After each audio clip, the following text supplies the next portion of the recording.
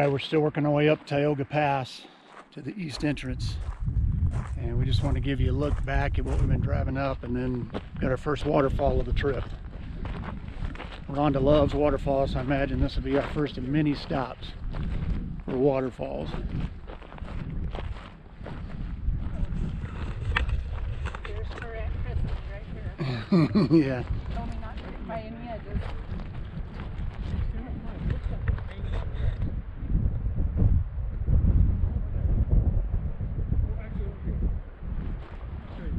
Everything is just so big. Get up on that rock.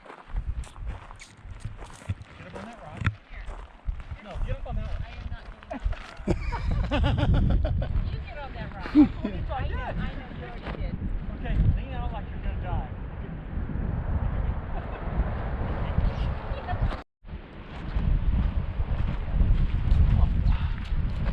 That's one jump.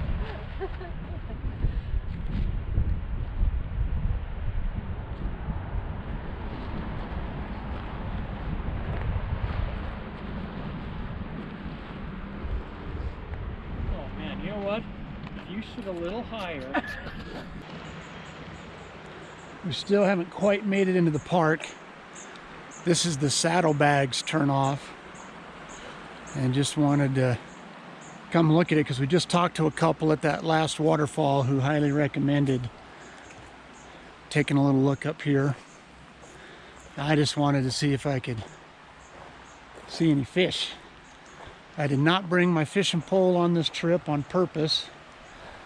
I didn't want to be selfish and eat up a bunch of time.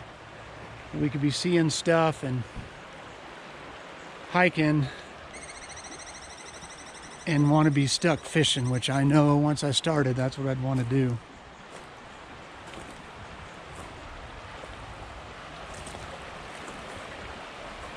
Man, what a beautiful little creek though.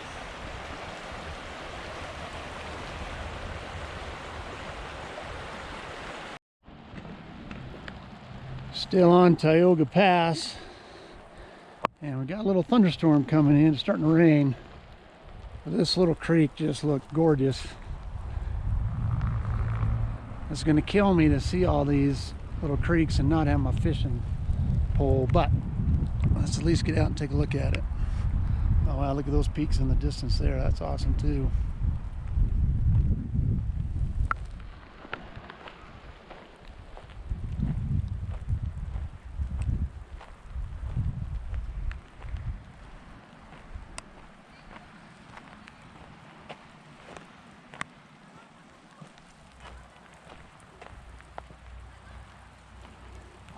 So I intentionally left my fishing pole behind, but I did not intentionally leave the binoculars. I can't believe I forgot to pack my binoculars.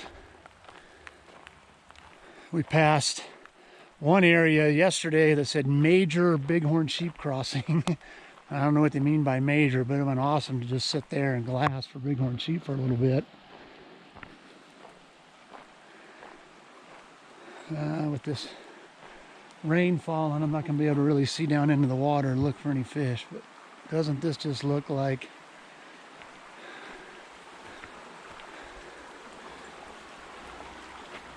now, I get spoiled from all the times Ron and I spent in the Wind Rivers, but this is the kind of place, like if you were in the Winds and came across this meadow and this little pool, you would just pull brookie after brookie out of that.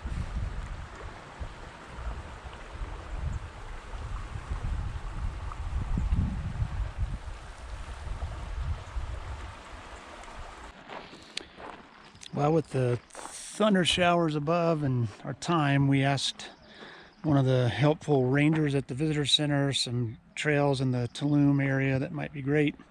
She mentioned one called Bridges, which is on the John Muir Trail, so we're on it now. It's only 7/10 of a mile to the place on the trail that she recommended we turn around, but we're just going to get out here and see how much we enjoy it. Of course, we're following a big group of people, but that's just going to be the norm. Ron is just going to keep gently reminding me that that's what we have to expect.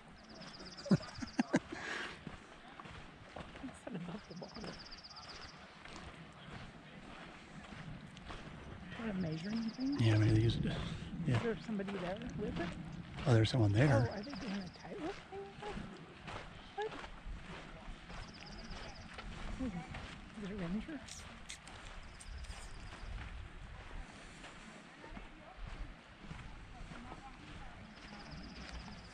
Oh, look at There's all those flowers purples. in the Yeah. island.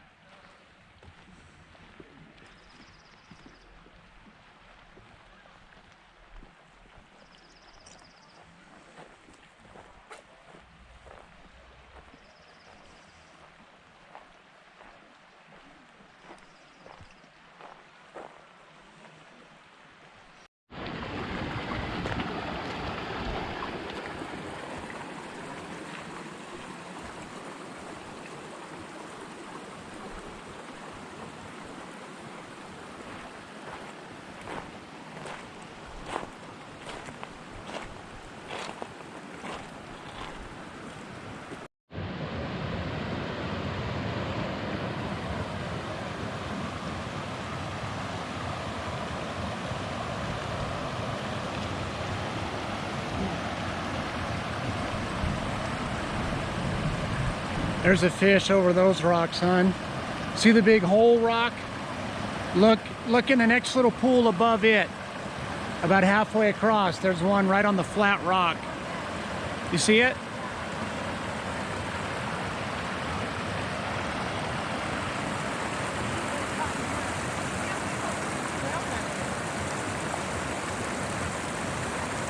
So there's a little fish about 8 yards out, straight ahead of me. That's the third fish I've seen. Do you see the one hit the surface up in front of you over there?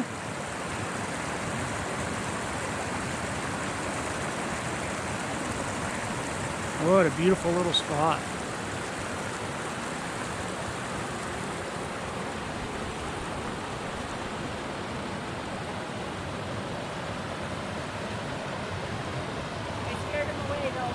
Yeah.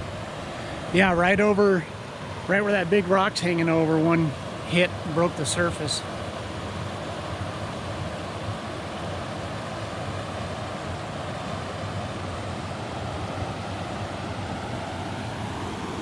There he is right there.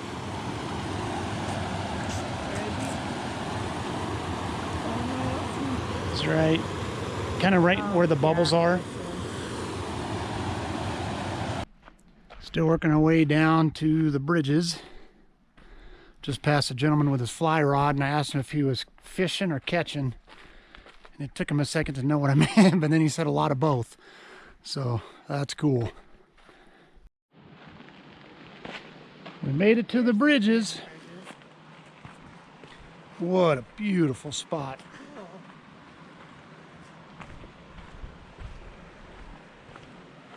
Oh, this whole meadow up here just looks awesome.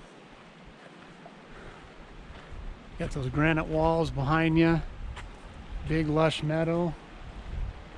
Yeah, I bet that guy wasn't kidding when he said he was fishing and catching. This meadow up here looks incredible to fish.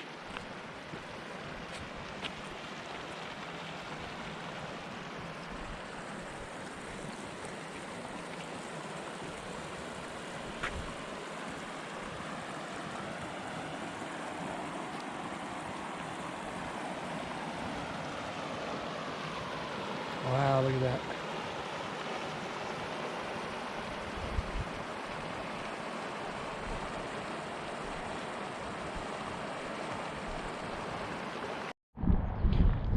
We are at the Olmsted Point overview.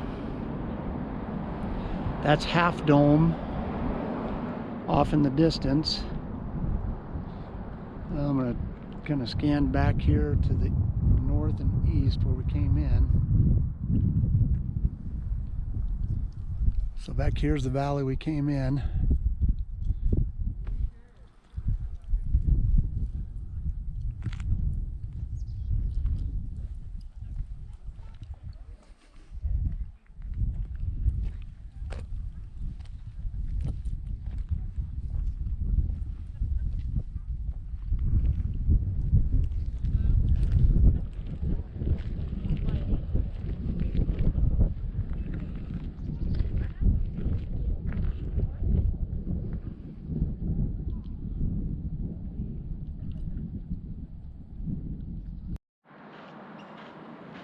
We're running out of daylight, guys. So we made it all the way down the Tioga Road, and now we're almost in Yosemite Valley. Well, technically I think we're in Yosemite Valley, but we're not at the place yet where you have to take the shuttles. Just a tiny bit of color on the very tips of the mountains. And then the falls are right there. I don't know if you can see them. Now we're coming back in the park all day tomorrow, and we're probably going to spend all day in Yosemite Valley. If not all day, definitely most of the day. But man, so beautiful. Said 682 feet is the drop.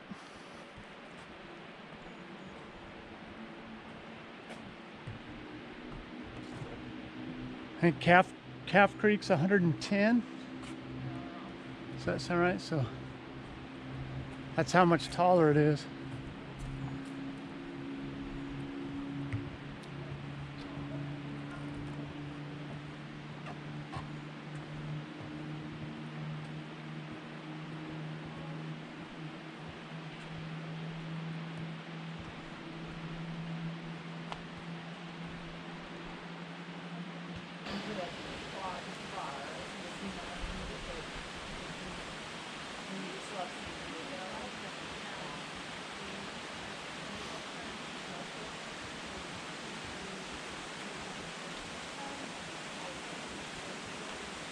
All right, guys, time to wrap this up with the channel shout out and the Minute on the Mountain.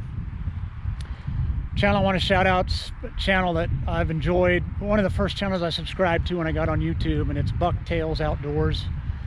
I know a lot of you guys already subscribed to Don's channel.